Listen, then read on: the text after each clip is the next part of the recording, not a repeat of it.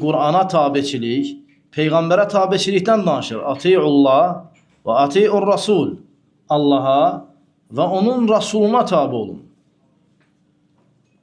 Allaha və onun Rasuluna.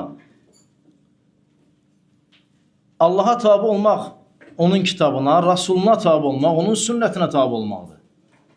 Əgər biri desə ki, yox, Allaha tabi olun və Rasuluna, yəni yenə Allaha tabi olun. Yəni Allaha və Allaha tabi olun. Kitaba, yəni Allah Resulü sallallahu aleyhi və səlləmə nazil olmuş kitaba izaha ehtiyac yoxdur. Hər kəs necə istəyir elə başa düşsün.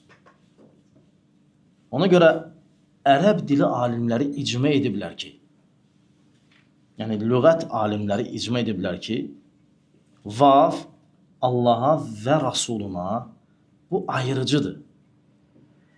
Yəni əgər bunlar dilərsə Allah və Rasuluna, kitaba və hikmətə eyni şeydirsə, onda kitaba və kitaba tabi olun. Yəni Qur'an-ı Kərimdə belə bir uslub yoxdur. Həmçinin ərəb dili lüğətində belə uslubu yoxdur.